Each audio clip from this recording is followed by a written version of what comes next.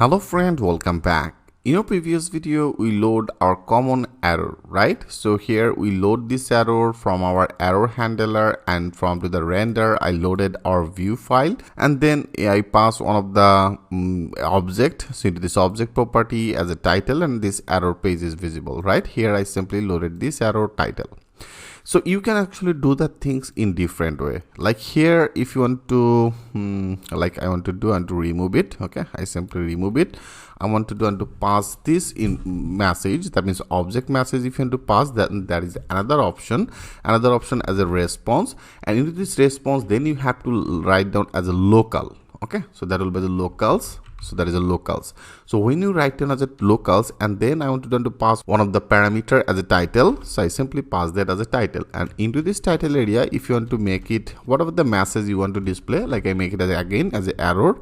Okay, error, or this is error page. Okay, make it as a this is error page. Okay, so this type of one of the message now I want to display. Our rest of this will be just like that same.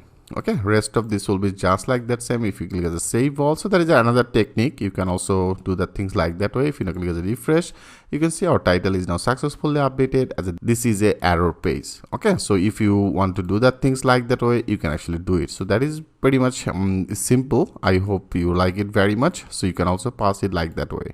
So now I want to make it as a professional. Okay, that means our error handler now I want to make it as a professional. So if you want to do that work better, I want to do right now. I close it. First of all, I want to run or the local. So I take that response, and that will be the locals, right? So that is our locals, and into this locals area, I want to pass one of the object as an error. Okay, so here I simply pass one of the error. So now I want to add some of the condition. Okay, I want to add some of the condition because that will be the two different way. When it will be into the development mode, then that will be display one error, rather than that will be display another error. For the reasons here, I want to add one of the conditions, like with this process, into this process, and then dot our env, and with this env I want to create literally one of the variable as a node. Okay, node underscore env. Okay, node underscore env. When this node env will be equal as a development. Okay, when it will be as a development, and then that means a questions mark, then that will be display our error. Okay, so that means that is actually our default one of the error. So this error will be display. Okay, and else, so I make it as a else it will be display our message. Okay, so our message means that is our message. So I make that one of the property as a message, and into this message area, with this it will be display this error. So this error message will be display. Okay, I simply loaded this message. So now that should be interactive, because when we'll upload this project to the development mode, then our development error will be executed, else rather than in a localhost message will be display. Okay, so I simply loaded that things in here, and now I want to pass some of the status. Okay, status code means, as I told you before, so if you want to show some of the status code, then with this response and then status. Okay, that will be the status. So that is our status, and into this status area, I want to pass that our error will be our error status field. Okay, our error status will be with the pipeline. Okay, with the double pipeline, I want to pass it. That will be as a 500. Okay, 500 error, that will be display. I simply also pass that our status code in here.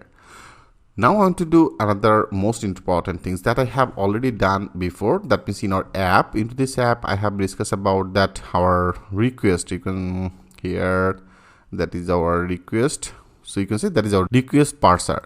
So into this request parser, as I told you, we will get the two different type of response. One will be as a JSON format data. That means when user actually executed some of the API data, then that will be passed on of the JSON data, right?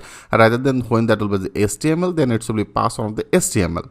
So I want to declare this error also in here. For doing this, I want to add on of the if condition. Simply understand what exactly the things here you have to do. So that is the main basic structure, friend. So if you understand this basic structure, Express will be very much easy to use. So I simply added one of the if condition, and here I pass that response. Okay, response with this local.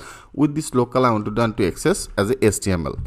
That means when that will be as a HTML, then that will be passed which response? That will be passed as a HTML response. We have to handle our HTML response. We have to handle our JSON response for the API, right?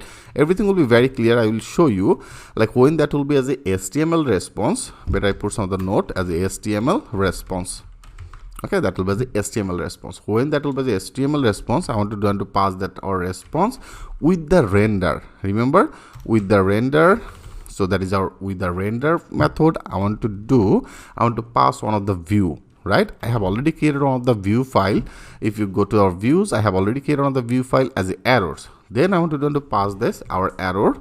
Okay, so that is our error view file, and here also I want to pass another object data that will be just like that same before. I pass one of the object property, so that will be as a title, and our title area, whatever the message you want to display, so I make it as a this is HTML error page. So then that will be display this type of one of the this is HTML error page, then that will be display. Okay, friend. And now I want to add that as a else. Else, what exactly it should be do? Else, that means that will be this get that our JSON response data, right? So that will be the JSON. Sorry, that will be the JSON response. So then that will be display our JSON response data. JSON response data, if you want to pass it, first of all, our response will be as a JSON format. So here we have to pass that as a JSON format, and then here we have to pass that our error. So now that will be the response, and then the locals, and with this locals I want to pass our property object, that means object, I name it as a error, right? So now I simply pass it in here. So that should be on the comma. So that will be on the comma. Great. Our error is totally gone. Also, from our router, to this router, we have to actually make sure that is HTML, or rather than that will be as a JSON format data. So when I discuss about our router, I didn't working with this router setup. So when I will create this routing, then we'll actually make sure what type of our local file is that. Okay, that is HTML or the JSON format response. So here we have to make sure it in our router. So I will do the things later.